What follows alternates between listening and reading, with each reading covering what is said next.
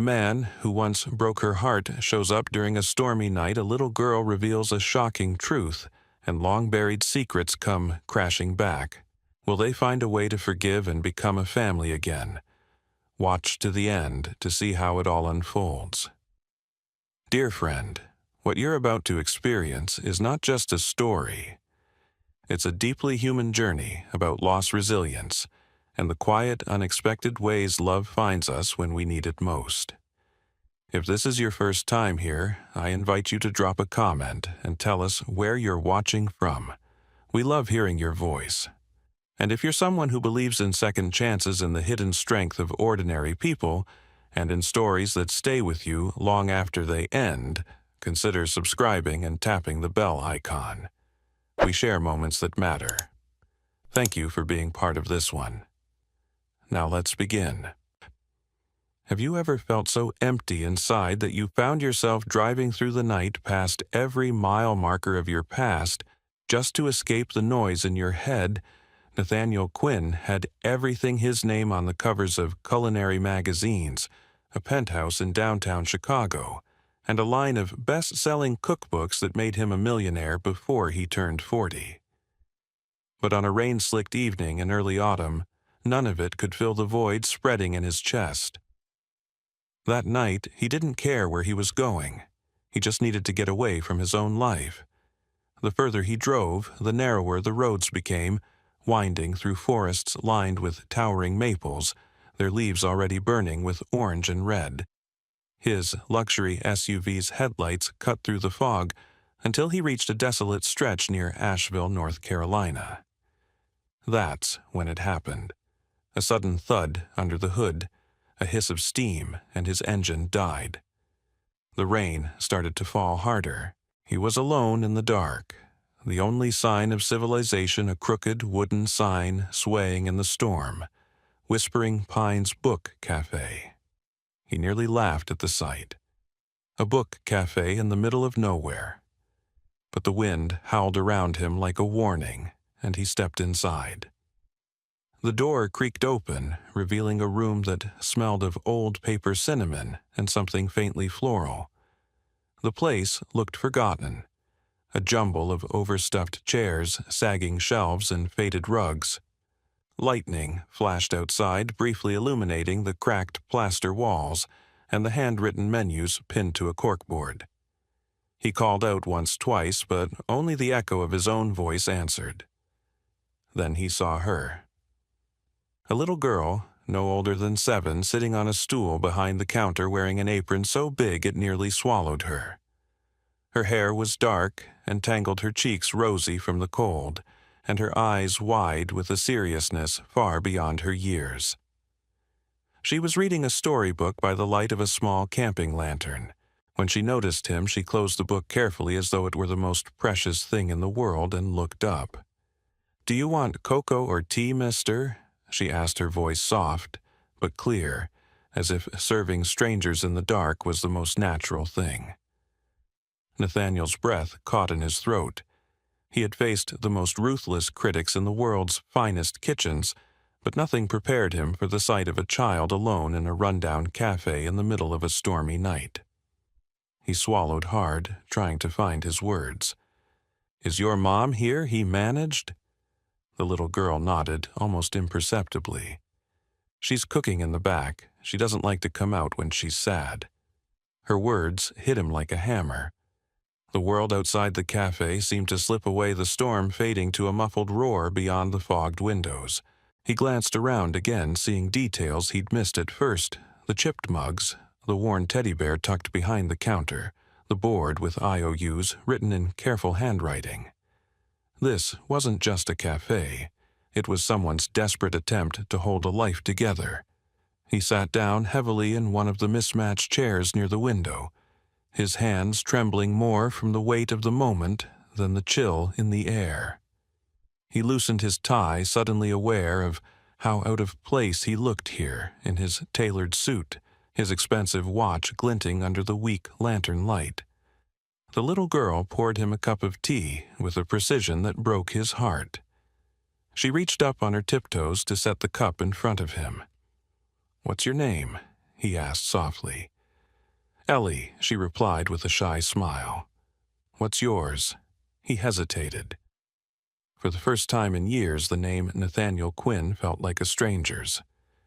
Nate, he said finally. Just Nate. The cafe was silent except for the ticking of an ancient clock and the occasional rumble of thunder. Nate found himself studying Ellie's face, and something about her felt hauntingly familiar. Her eyes the shape of her nose. There was a memory buried deep inside him, a face he'd tried to forget. A wave of realization began to rise, but he pushed it back. It was impossible. As the storm grew fiercer, the power flickered once, twice, then died completely. Ellie calmly retrieved another lantern from behind the counter, lighting it with the confidence of someone who had done it 100 times before. Nate watched her with a mix of admiration and sorrow. No child should have to know how to survive nights like this. In that quiet, candlelit room, Nate thought of all the times he'd been praised for his precision, his drive, his relentless ambition. Yet here none of it mattered. The only thing that felt real was the small girl who looked up at him like he was both a stranger and something more. His heart ached with a heaviness he couldn't name. A lesson began to form in his mind, as simple and profound as the silence surrounding them. Success means nothing if it leaves you alone in the dark. The world will measure you by what you build, but the only thing that truly matters is who you build it with.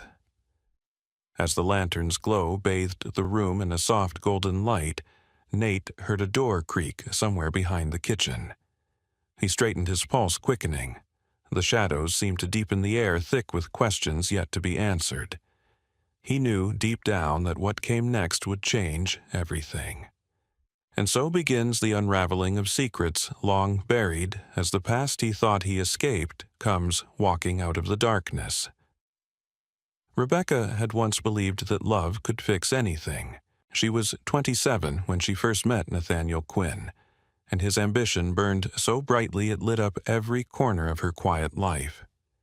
She fell for him the way a tree leans into sunlight fully instinctively, without realizing how fragile it all was. Back then, she was finishing her master's in English literature in New York, working evenings at a cozy book cafe that smelled of vanilla and old pages. He'd stop by after his shifts at a Rising Star restaurant, hair still damp from the kitchen, heat eyes alive with dreams. They'd sit for hours in the corner booth planning futures so big they scared them both. They talked about opening their own cafe together someday, a place where stories and food came together, where people could find comfort in a cup of cocoa and a well-worn book. For Rebecca, it was more than a dream. It was the promise of a life that mattered, a life built side by side with someone who saw her heart. But as Nathaniel's star rose, his nights grew longer, his visits shorter.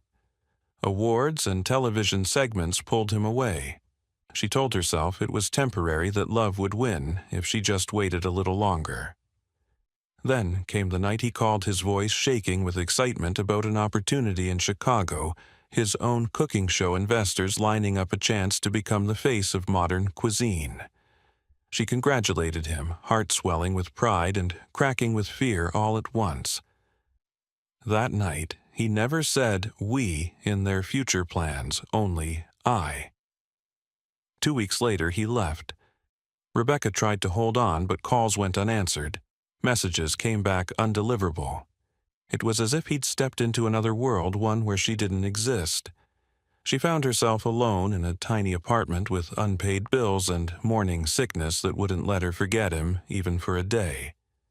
When she finally accepted he wasn't coming back, she packed up what little she owned and took a bus south.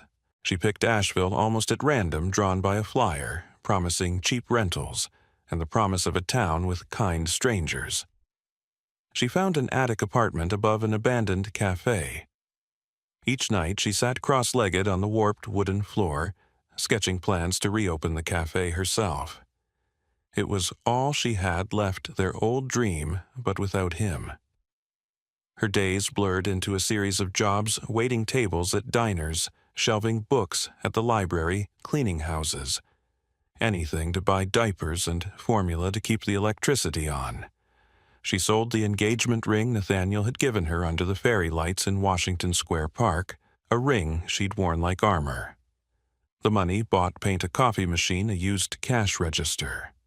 And slowly, room by room, she brought the cafe back to life. When Ellie was born, Rebecca held her tiny daughter in trembling arms and promised her two things: that she would never let her feel unloved, and that she would fight every day to give her a safe place in the world. Nights were the hardest. When Ellie wouldn't sleep, Rebecca sang the lullaby Nathaniel used to hum absent-mindedly while stirring a pot, a simple tune from his childhood. She'd rock Ellie in the creaky old armchair by the window, staring at the moonlight slipping across the floor, wondering if he ever thought of her, of them. But the hardest part wasn't the poverty, the exhaustion, or even the loneliness. It was the constant question in Ellie's eyes as she got older. "Where's my daddy?" Rebecca never lied. She told Ellie there was a man she once loved very much who had to leave to follow his dreams. She left out the nights she cried herself to sleep, the letters she never sent, the phone calls she rehearsed but never made. She left out the way her heart still twisted when she thought of him. The cafe became more than a livelihood. It was her anchor, her shield against despair. Locals came to know Whispering Pines, Book Café as a place of warmth. Regulars like Mr. Franklin, a retired jazz musician who taught Ellie to whistle, made it feel like a family. On slow afternoons, Rebecca read stories aloud to Ellie, surrounded by mismatched chairs and shelves filled with second-hand novels. The two of them built a world inside those walls, one where love wasn't defined by what was missing, but by what they gave each other every day. Yet, even as she poured her soul into the cafe, Rebecca couldn't shake the fear that someday Ellie would look at her with resentment for growing up fatherless. That maybe the love of a mother would never be enough to fill the hollow left by an absent father. She would lie awake, listening to Ellie's soft breathing, whispering prayers into the dark, for strength, for patience, for the impossible wish that the man she once knew might one day walk through the cafe door. And every time she opened the cafe in the morning, she wondered if today would be the day he'd appear as impossible as it seemed. She'd imagine him silhouetted in the doorway, the years falling away as he called her name. But days turned into years, and she learned to stop hoping. The silence between them stretched so long it became part of the air she breathed. In those quiet hours before dawn, when she prepared muffins and wiped down the tables, Rebecca carried the weight of memories that still felt unfinished. And though she tried to bury them under the daily rituals of survival, they pulsed just beneath the surface of every smile, every bedtime story, every cup of coffee she handed across the counter. She knew the past wasn't gone, it was simply waiting. But life has a way of forcing us to face what we've tried hardest to forget. And as Rebecca moved through the familiar motions of her day, she had no idea that the storm outside was carrying someone back into her world, someone who would change everything she thought she knew about love, forgiveness, and the family she had fought so hard to protect. The storm outside raged harder than before, sheets of rain slamming against the cafe's windows in waves that rattled the old glass. Inside, Nathaniel sat hunched over his untouched tea, the lamplight flickering across his face. Every time he looked at Ellie, he felt a tightening in his chest. He couldn't explain. Her eyes reflected the same shade of green as someone he once loved, the same spark of curiosity he remembered from quiet nights spent sharing dreams in New York. Ellie's soft voice cut through his swirling thoughts. "You know Mommy's song," she said, suddenly looking up at him with eyes wide and searching. Nathaniel froze. His mind spun as he realized he had been humming that lullaby again, the same tune he'd sung to Rebecca years ago, without even thinking. His eyes darted to the swinging door of the kitchen as it creaked open, the storm's wind tugging at the edges of the room. And there she was. Rebecca stepped out, framed by the door like a ghost from another life. Her face pale but fierce, her eyes locked on his, as though seeing an apparition. The silence that fell was so deep it swallowed the storm's roar outside. Ellie looked from one to the other, confusion blooming on her small face. Nate, Rebecca, whispered the name, falling from her lips like a word she had carried in her heart too long. He stood, almost knocking over his chair, his hand reaching out halfway before dropping to his side. "Rebecca," he said, his voice cracking under the weight of years of unsaid words. "I didn't know. I never thought—" His sentence dissolved into nothing. Rebecca's eyes glistened, but her voice was sharp. "What are you doing here, Nate?" The question held so many layers, it nearly broke him. Was he here to apologize, to claim something he abandoned, or just to ease his own guilt? He took a shaky breath. "I don't know. My car broke down. I walked in and I saw her. I heard the song. I knew." He looked down at Ellie, tears welling in his eyes. Is she mine?" Rebecca clenched her jaw, every muscle in her body taut. "What do you think she said?" Her voice barely a whisper. The words stung with a truth they both couldn't avoid. Nathaniel dropped to one knee in front of Ellie, his eyes level with hers, seeing the echoes of his own face in her features. "Ellie," he began softly, his voice trembling, "do you know who I am?" The little girl's eyes flickered with fear and hope all at once. She glanced back at her mother, who stood frozen before turning back to him. "You're Nate," she said, almost questioningly. Rebecca's eyes filled with tears she could no longer hold back. Her voice trembled as she stepped closer, but every step looked like it cost her a piece of her soul. "Ellie," she said gently, "this is your father." The words hung in the air like thunder. Ellie's eyes widened, her small hands clutching the edge of the table until her knuckles went white. A sob escaped Nathaniel's lips as he reached for her hand. "I'm so sorry," he whispered, tears falling freely now. "I should have been here. I should never have left you." Ellie's lip quivered and she whispered, "Mommy said you had to go." Her innocence cut deeper than any accusation. Nathaniel looked up at Rebecca, who was crying openly, tears streaking down her cheeks, her hands shaking. Rebecca finally stepped forward, her voice raw with pain. "You left us, Nate. You chose your dreams over me, over the family we could have had. And I tried. God, I tried to hate you. But I couldn't forget you. I see you in her every day." Her words fell like rain, each one a confession she had buried for years. Nathaniel shook his head, his voice low and desperate. "Rebecca, I thought I was doing the right thing. I thought I needed to build something before I could give you the life you deserved. And in the meantime," she shot back, her voice rising with years of pent-up rage, "we were here alone. She was here alone." Her voice broke, and she fell to her knees beside him, the two of them facing each other as the storm howled around the cafe. Nathaniel took her hands in his, gripping them tightly. "I can't change the past, but I can be here now. I want to be here now, for you, for her." His words tumbled out in a rush, each one a plea, each one heavier than the last. Rebecca looked into his eyes, searching for the man she once knew. In that raw, painful moment, they both saw the truth. The years had changed them, hardened them, but the love had never fully died. A flash of lightning illuminated the cafe, and for a moment the three of them were frozen in that fragile, heartbreaking tableau. Ellie crawled forward, pressing herself between them, her small arms wrapping around both their necks. "Please don't fight," she cried, her voice cracking.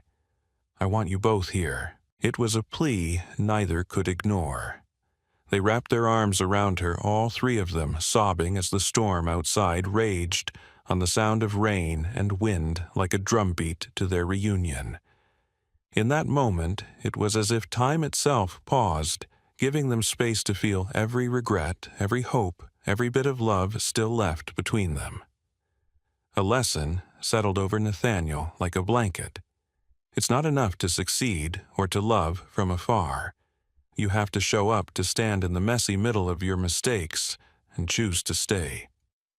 He realized that his greatest failure wasn't leaving it, was believing he could ever replace the warmth of family with accolades and applause. As the storm began to die down, the cafe seemed to exhale with them. The air felt different, heavier with truth, but lighter with the possibility of healing. Rebecca's voice, hoarse but determined, broke the silence. "We have so much to talk about, Nate. So much you need to know."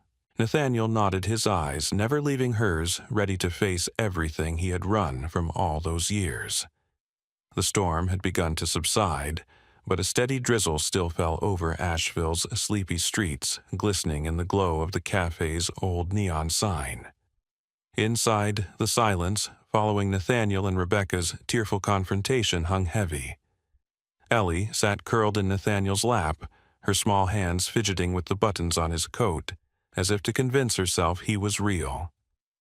The cafe felt like a fragile bubble of peace after the emotional hurricane they'd just weathered. But peace, it seemed, was not ready to stay. A sudden gust of wind blew the front door open with a loud bang, sending a spray of rain across the floor. Ellie jumped, startled, and in the confusion she slipped from Nathaniel's arms and bolted through the open door, her small figure disappearing into the gray night before either adult could react. "Ellie!" Rebecca screamed, her voice raw with panic, but her daughter was already gone, swallowed by the darkness. Nathaniel's heart stopped. He lunged to his feet, grabbed a flashlight from the counter, and dashed into the storm with Rebecca right behind him. The rain stung his face, the wind nearly knocking him off his feet as he yelled Ellie's name into the night. Every second felt like an eternity, every dark corner a threat. Rebecca's voice cracked with terror as she called for her daughter, her hands trembling uncontrollably. "Where could she have gone?" she cried. Nathaniel grabbed her shoulders, forcing her to look at him. "We'll find her. We have to." They split up, each searching the winding alleys and empty streets that surrounded the cafe. Nathaniel's mind raced with worst-case scenarios, a stranger taking her the swollen creek, sweeping her away, or Ellie tripping and falling somewhere unseen. He cursed himself for not holding on tighter, for not realizing how overwhelmed she must have felt, with so many emotions crashing over her little heart. Rebecca's voice carried on the wind, hoarse and desperate. She ducked behind dumpsters, peered into parked cars, her breath coming in ragged gasps. Lightning flashed, revealing footprints in the mud leading toward the creek at the edge of town. Nathaniel's chest tightened as he followed the trail, the roar of rushing water growing louder with every step. When he reached the creek, his flashlight cut through the mist and illuminated a small figure standing precariously on the bank. Ellie was there, tears streaming down her face, clutching her stuffed bunny as if it were a lifeline. "Ellie!" he shouted, voice cracking. She turned to him, eyes wide with terror. In that split second, the ground beneath her gave way and she tumbled toward the raging water. Nathaniel didn't think. He charged forward, plunging into the freezing creek. The current threatened to sweep him off his feet, but he grabbed Ellie, pulling her close against his chest as icy water climbed to his waist. He fought his way back to shore, gasping for breath, his leg throbbing as he climbed onto the muddy bank. Rebecca burst through the trees seconds later, a strangled sob escaping her as she fell to her knees and gathered them both in her arms. All three of them cried, their tears mixing with the rain as they clung to each other beneath the storm-dark sky. Ellie's sobs were soft but heart-wrenching. "I thought you'd leave again?" She whimpered, her face buried in Nathaniel's soaked shirt. His heart shattered at the words. He pressed his lips to her damp hair, his voice low but fierce. "I'm not going anywhere, Ellie, I promise you. I'm here. I'm yours." Rebecca pulled back enough to look into his eyes, her own filled with a complicated swirl of fear-relief and something like hope. "You came for her," she whispered as if she couldn't believe it herself. He cupped her face forehead, resting against hers. "I will always come for her. And for you." The three of them staggered back toward the cafe, drenched and shivering, but bound tighter than they'd ever been. Inside, Rebecca wrapped Ellie in blankets, holding her close, while Nathaniel limped to the phone. He called Dr. Patel, the town physician, who arrived minutes later with a worried frown and a warm smile. After checking Ellie over, the doctor assured them she was fine, just cold and frightened. As Dr. Patel left, Rebecca collapsed into a chair, her body shaking with exhaustion. Nathaniel knelt beside her, his hand wrapping around hers. "Rebecca, I know I've hurt you more than I can ever make right. But tonight proved something to me. I can't leave. I can't live knowing I might never see you both again." A lesson settled over them like the quiet after the storm. True love isn't measured by the grand promises you make, but by the moments you show up when it matters most. They had both failed each other before, but this night showed them how powerful choosing to stay could be. As the rain slowed to a gentle patter on the roof, the cafe felt different, more like a sanctuary than a place of old regrets. Ellie stirred in Rebecca's arms, eyes fluttering open as she looked between her parents. "Can we stay together?" she asked, her voice small and hopeful. Nathaniel's answer was immediate and unwavering. "Yes, sweetheart. We can." The storm outside had finally passed, but inside the cafe something had shifted permanently. The three of them sat close, breathing together, knowing that, while the hardest conversations still lay ahead, the choice to face them had already been made.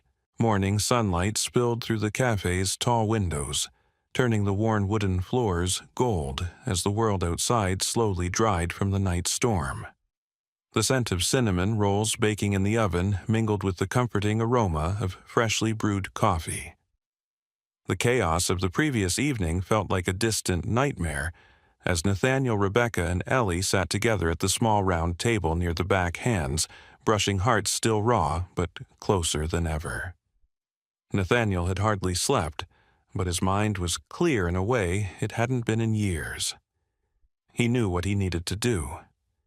He looked at Rebecca, who was quietly brushing Ellie's hair, her fingers tender but her eyes cautious. He reached across the table and placed a folder down in front of her, the corners slightly damp from his still wet coat. Rebecca's brow furrowed as she picked it up. "What's this?" she asked softly.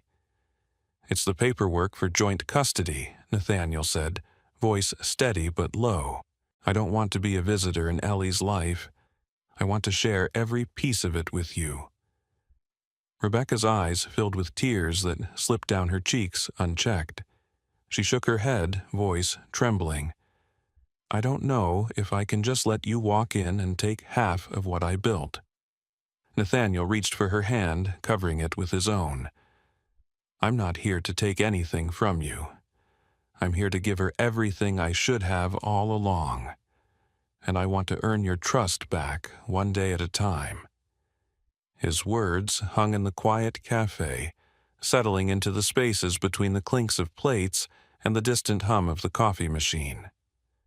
Ellie looked between them, her small voice breaking the silence.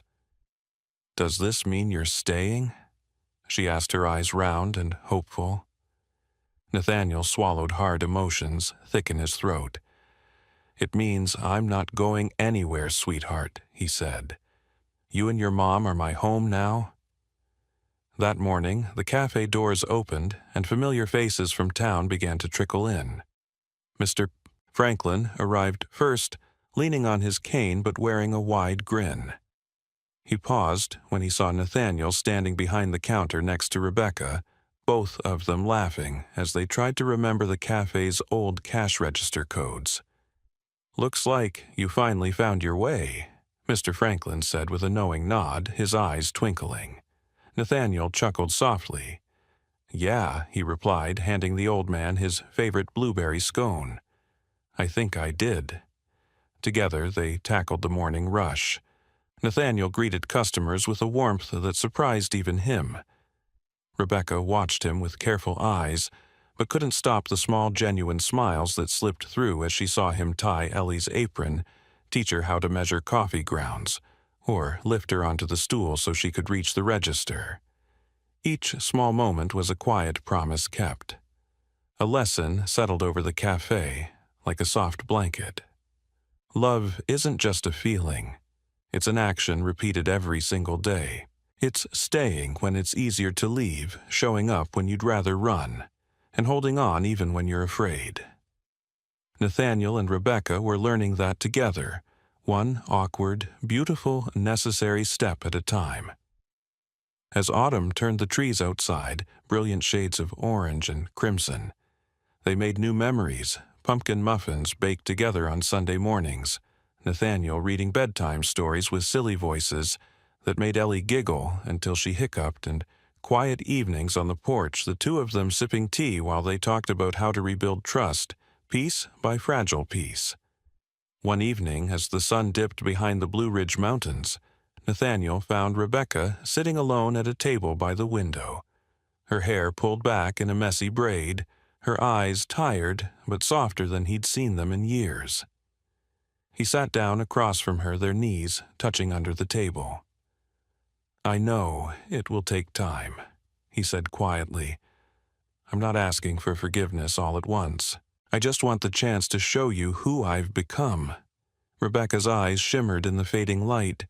She reached out, fingers brushing his cheek. "And I want to believe you," she whispered, "because somewhere inside I never stopped hoping you'd come back." The next morning, the three of them decorated the cafe for the Harvest Festival, stringing up twinkling lights and hanging handmade paper leaves along the windows. Ellie danced around them, singing songs about pumpkins and apples, her laughter filling every corner of the space. Nathaniel and Rebecca moved like a team, their movements natural, comfortable, as if they had never been apart.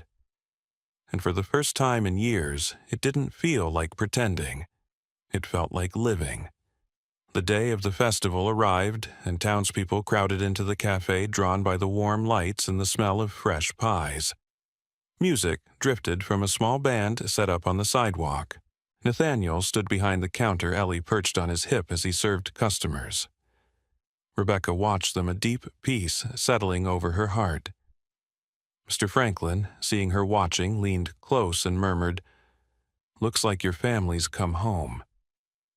Tears welled in Rebecca's eyes, but they were happy tears this time. Because in that moment, surrounded by friends and laughter, she finally believed it too. She stepped forward, slipping her hand into Nathaniel's, their fingers weaving together.